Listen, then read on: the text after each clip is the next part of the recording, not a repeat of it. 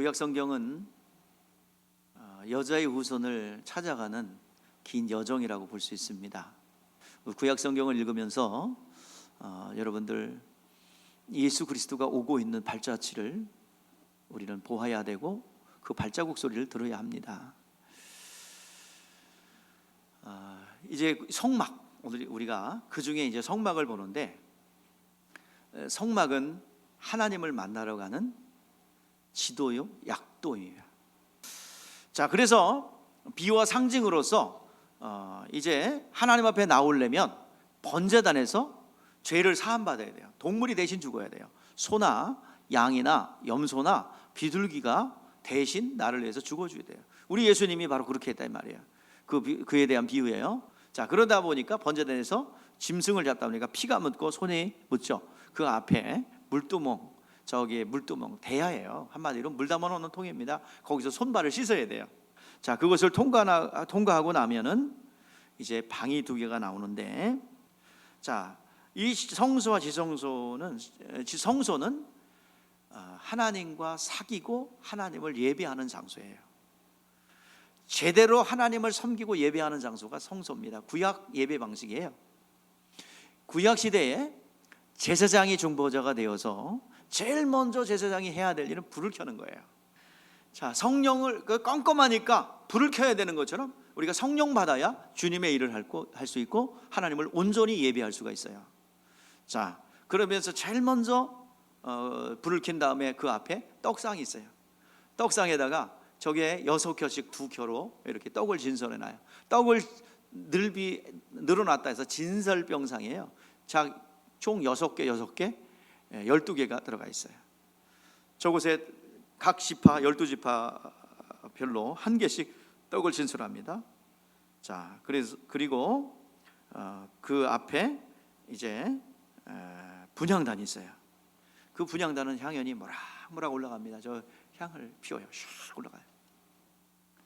이건 성도의 기도라고 그랬죠.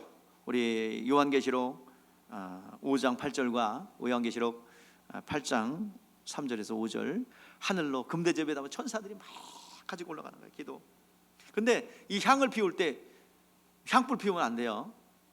향 그거 갖다 피우면 안 돼요. 하나님의 방법이 있어요. 4가지: 소합향, 나감향, 풍자향, 유향을 똑같이 섞어요. 그리고 거기다 소금을 섞어요. 그래서 그 향을 쫙 피웁니다. 이거 다 여러분들 그 목적이 있고 그 약품에 어떤 그 목적이 있는데, 해충을 막고 그리고 치료를 하는 그런 기능들이 있는데, 그래서 다 기도에는 이런 치유와 회복과 모든 것이 있다는 것을 말씀드립니다. 자, 그 기도의 향연이 어디로 들어가야 돼요? 틈을 향해서, 휘장의 틈을 향해서 슉슉 들어가야죠. 그 기도의 향연이 그 지성소를 가득 덮어서 안 보일 때 뽀얗게 아주 앞이 안 보일 정도로 가득 향연이 탔을 때 1년에 한 차례 휘장이 탁 열리는 거예요. 이것은 지난주에 뭘 상징한다고 그랬어요? 세상 것이 안 보여야 된다는 얘기예요. 세상에 인간적인 냄새가 안 나야 된다는 얘기죠. 하나님과 나와 1대1의 관계에 있을 때 하나님께서 기도에 응답을 주신다 이 말이에요. 성소의 제사장이 100% 이 3가지를 순종할 때 1년에 딱 한 차례 열렸습니다. 안 열리면 하나님이 안 만나주는 거예요. 그러면 1년에 한 차례 대제사장이 들어가서 이제 하나님을 만나는데, 하나님은 어디서 만나느냐? 속죄소 위에서 만난다는 거예요. 자, 그러면 성전, 이제 성소와 지성소를 나누는 2개 방을 뭘로 만드느냐? 그 재료는 48개의 널판지로 만들어요. 지금 이 널판지가 있고 휘장이 이렇게 있는데, 양쪽에 20개씩, 그 다음에 저 뒤편 북쪽에는 서쪽에는 6개, 모퉁이에 2개, 8개가 있죠. 그러니까 총 몇 개? 합치면 48개. 자, 48개로 이루어졌어요. 그리고 4개의 띠로 쫙 이렇게 주변을 딱 고정시켜 놨습니다.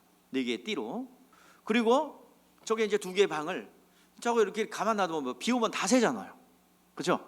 그러면 이제 덮어야 되겠죠? 지붕 덮개가 있는데 4개의 겹으로 돼 있는데, 자, 첫 번째 덮개는요 청색, 자색, 홍색, 백색 가는 실로 꼰 이 실로 만든 천. 청색은 생명이요, 적색은 왕이요, 홍색은 고난이요, 백색은 예수 그리스도의 부활이에요. 그 부활의 주님이 우리를 딱 덮었어요. 첫 번째 덮개입니다. 두 번째 덮개는 염소털로 실을 짜 만들었어요. 염소털로 실을 짜갖고 두 번째 딱 덮었어요. 염소털은 여러분들 희생제물로 쓰임받는 예수 그리스도를 말합니다. 자, 그 다음에 세 번째 덮개는요, 붉게 물들인 수양 가죽이에요. 십자가에 피 흘려 죽으신 예수 그리스도예요. 그 다음에 네 번째 덮개는 물개 가죽으로 덮었어요. 물개 가죽. 자, 물개 가죽은 보기에 어때요? 초라해요. 그러나 절대로 비가 안 새요. 예수 그리스도에게는요, 흠모할 만한 것이 없어요. 초라해요. 그런데 그 안에는 뭐가 있어요? 생명이 있고, 능력이 있고, 구원이 있고, 권세가 있어요. 예수 이름으로 나가면 어둠의 권세가 물러갑니다. 지난주까지 우리 이제 성소에서 하나님을 사귀는 그 이야기를 해서 기도를 통해서 또 성경을 통해서 이제 사귐을 얘기했어요. 이제는 지성소 안에 들어왔어요. 대제사장 되신 예수 그리스도로 우리는 지성소 안에 들어와서 하나님을 만나는데, 이제 지성소 안에는 뭐가 있냐면 법궤가 있습니다. 저 법궤예요. 법궤를 덮는 뚜껑을 뭐라고 해요? 속죄소 또는 시은자라고 합니다. 저기서 은혜가 시작된대요. 세 가지 명칭이 있습니다. 법궤, 언약궤, 증거궤라고도 합니다. 그러면 어느 때 법궤라고 하고, 어느 때 증거궤라고 하고, 어느 때 이제 증거궤라고 합니까? 하나님의 뜻이 법이 되어 하나님을 섬길 때 신앙 양심이 우리 가운데 들어온 거예요.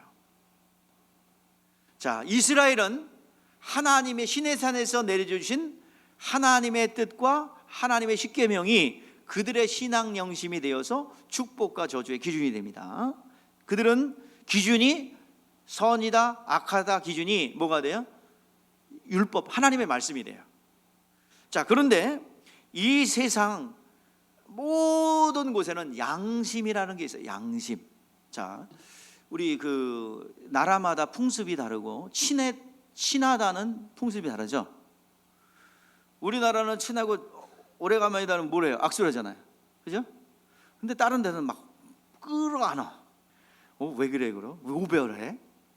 이게 허구 문화가 아니잖아요, 우리나라는. 그죠? 달라요. 또 우리나라 그 제사를 드려 조상들에게. 그러면 우리나라의 양심으로는 조상에게 효도한 거야. 그죠? 잘한 거예요. 우리나라 전통적인 양심으로는 조상들을 숭배한 거야. 그런데 보편적인 신앙 양심이 들어왔어요. 모든 문화적 상대주의를 포괄하고 보편적인 기준을 딱 정했어요. 이것이 율법이 신앙 양심이 되는 거예요.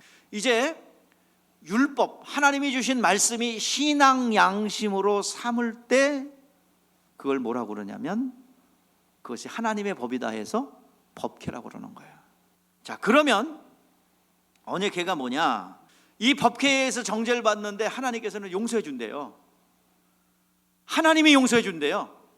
자, 하나님의 용서와 대속의 약속이 있을 때, 은혜가 있을 때는 무슨 궤? 하나님의 언약이 있다? 언약궤예요. 예수 그리스도로 인하여 하나님의 약속대로 언약대로 용서받았어요. 용서받아서 구원받았어요. 죄사함 받고. 그것을 그때를 뭐라 그러면 증거궤라고 합니다. 성령이 증거하세요. 복음으로 말하면 율법이 우리 신앙 양심으로 딱 그래서 이 사람은 죄인이야, 지옥 갈 수밖에 없어, 이 사람은 죄인이야, 이 진단합니다. 진단의 법이 율법이라고 그랬어요. 자, 진단을 해야 어떻게 하겠어요? 치료받으려고 그러고 그에 합당한 의사의 조치가 내려지겠죠. 그래서 진단을 제대로 받고 언약궤의 언약이 딱 그에게 와요. 그리고 구원받았고 나았다는 그 확실한 증거가 성령에 의해서 증거되는 거예요. 그래서 언약회는 반드시 피가 뿌려지고 또 증거에는 성령의 역사가 있습니다. 그래서 우리 법회 안에는 세 가지가 들었대요. 첫 번째는 십계명의 두 돌판이 들었대요. 그리고 십계명의 두 돌판 비석이 들었어요. 그래서 십계명을 통해서 다른 신은 없다, 하나님밖에 스스로 있는 존재가 없다. 그러니까 너희들은 누구를 의지해야 된다? 우상을 의지하지 말고 누구를 의지하라? 하나님을 의지하라. 스스로 살려는 것이 원죄의 습성으로서 스스로 살려고 하는 거, 내가 의인이요 나는 의로워요 하고 있다면 그 사람은 하나님의 진노를 피할 수 없는 죄인입니다. 저주를 받을 수밖에 없지요. 자, 하나님의 법이 들어있는 궤에는 금항아리 들었습니다. 금항아리는 뭐냐면 이스라엘 백성들이 40년 동안 먹었던 만나예요. 사람이 떡으로만 사는 존재가 아니라 하나님의 입에서 나오는 말씀으로 사는 존재인 것을 알게 하려 함이라. 자, 또 아론의 쌍난지팡이가 들어있습니다. 아론의 쌍난지팡이. 이스라엘의 12지파가 대표되는데, 자, 너만 왜 제사장 해먹어? 나도 해먹고 싶어. 나도 좀 제사장 하고 싶어. 맨날 나는 이거 메고 다니는 것만 해야 돼? 나도 제사장 할래? 라고 그랬지만 하나님이 누굴 택했냐? 자, 12개 지팡이 갖고 와. 아주 마른 지팡이 갖고 와. 그래서 레위 지파는 아론의 지팡이를 갖고 와라. 그래서 12개를 놨더니 하루아침에 아론의 지팡이에 싹이 나고, 그리고 무성하게 꽃이 피고, 그리고 열매가 하루아침에 맺어지는 거야. 봐라, 이것이 이 아론의 제사장을 택했다는 증거다.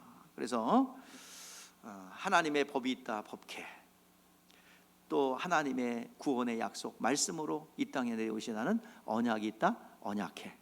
또 그 말씀에는 하나님의 반드시 성령의 증거가 나타나고 이적이 나타난다 할 때 증거케라고 하는 것이에요. 우리 따라해 보세요. 하나님의 말씀은 이 세 가지가 나타납니다. 구원과 증거, 이적과 표적 나타나요. 자, 이 세 가지를 다 이루신 분이 누구냐면 예수님이에요. 예수님은 법계이시고 언약계이시고 그리고 증거계이십니다. 법계 되시고 언약계 되시고 증거계 되신 예수님은 하늘 보좌에 들어가셨고 우리의 성전 삼고 성령께서 우리 가운데 들어오심으로 우리는 법계와 하나님의 법과 하나님의 약속과 증거가 우리 가운데 있어요. 우리가 성전이기 때문에 우리가 움직이는 데마다 축복도 받을 수 있고 저주도 받을 수 있어요. 자, 성전의 법계가 움직이는 데마다 어떤 일이 일어나는지 구약 성경에 많이 나오지만 내가 몇 가지만 얘기하고 마치려고 그래요. 시내산에서 이스라엘 백성들 할 때 앞에 3일길을 법계가 앞에 갔어요. 앞에 갔더니 뭐가 인도했습니까? 구름 기둥과 불 기둥이 그들을 보호했어요. 이스라엘 백성들이 여호단강을 건널 때 그곳에 법궤를 메고 제사장이 2000규빗이니까 약 90m 정도 앞서가고 제사장이 법궤를 메고 탁 딛는 순간에 어떻게 요단강물이 딱 멈췄어요. 사무엘상 5장의 1절에서 12절 말씀을 보니까 블레셋과 이스라엘이 전쟁하는데요, 전쟁에서 패합니다. 아벡이라는 곳에서 전쟁에서 패해요. 이스라엘 백성들이 전쟁에서 자꾸 지니까 뭘 갖고 가냐면 법궤를 전쟁터로 갖고 옵니다. 블레셋이 사력을 다해 싸워요. 근데 이겨요. 우리 저기가 이스라엘이. 왜냐하면 이들이 회개 없이 그냥 법궤라는 방식만 갖고 들어온 거야. 그러니까 지죠. 이 전쟁은요 신들의 전쟁이라고 생각합니다. 이쪽 신이 이쪽 신을 이긴 거야. 전쟁에 이긴. 그러니까 신전에다가 그 신상을 갖다 놔요. 그래가지고 이 블레셋이 이제 법궤를 뺏어가지고 아스돗에다 갖다 놓습니다. 다음날 아침에 가보니까 다곤 신당이 법궤 앞에 콕 꼬꾸러져 있는 거예요. 아니 이게 왜 그렇지? 흔들렸나? 그래서 다시 세워놨어요. 그 다음날 지났어요. 그때 다곤 신당이 똑 쓰러져 갖고 모가지가 똑 부러지고 손모가지가 똑 부러지고 거기서 문지방에 다 걸려 있어요. 그래가지고 이거 하나님의 그냥 진노했죠. 그래가지고 그 아스돗에 독종의 재앙이, 사람들이 막 병들어 죽는 거예요. 막 상골합니다. 그래가지고 이것을 가드라는 곳으로 옮깁니다. 가드를 옮겼더니 더 심한 재앙이 그곳에 내리는 거예요. 근데 가드에서 또 심한 재앙이 내리니까 법궤를 에글론이라는 곳을 보냈어요. 에글론으로 보내니까 아주 사람이 죽어요. 법궤가 가는 동마다 재앙이 일어나요. 자, 그래서 그 언약궤를 또 베스메스로 보냅니다. 이제 법궤가 무슨 능력이 있어? 여기 쳐다봤어요. 5만 명이 싹 죽어버려요. 또 기한 여리암으로 가서 기한 여리암에 아비나답의 집에 들어가서 엘리야스를 지키게 합니다. 이제 기한 여리암에서 70년을 보내요. 다윗이 왕이 되자마자 야, 법궤를 가지고 들어왔다. 하나님 말씀을 가지고 들어야 되겠다. 그래가지고 그 기한 여리암에 있는 그 법궤를 우사와 아효가, 아비나답의 손자 우사가 야효가 수레에다 싣고 가요. 수레에다 싣고 가다가 덜컹 이제 나고 타작마당에서 덜컹 하니까 탁 우사가 잡아요. 근데 천장에 즉사합니다. 다 도망가 버려요. 오베데돔 집에 앞에 있는데 오베데돔이 그걸 가져다가 3개월 동안 그걸 보관합니다. 잘 모셔요. 그랬더니 복을 받아갖고 다윗도 그 보다가 죽는 거 보고 도망가서 무서워가지고 그랬다가 다시 하나님이 축복하는구나. 법궤를 축복해요. 그래가지고 다시 법궤를 가져올 수 있었습니다. 자, 여기서 우리가 결론을 맺을게요. 법궤가 어느 곳에 가면 복이 되는데 어느 곳에 가면 저주가 됩니다. 오늘 우리 안에는 뭐가 있어요? 법궤가 있어요. 언약이 있어요. 증거가 있어요. 축복의 근원이 될 수가 있습니다. 우리가 가는 데마다 하나님의 영적인 세계를 막 뒤집을 수 있는 능력이 우리 가운데 있습니다. 가는 데마다 우리는 축복도 줄 수 있고 저주도 줄 수 있고, 우리는 하늘과 땅의 권세와 천국의 열쇠를 우리가 쥐고 있단 말이에요. 우리는 이 자부심을 가지고 가는 곳곳마다 축복을 전해줄 수 있는 여러분 되시기를 주의 이름으로 축복합니다.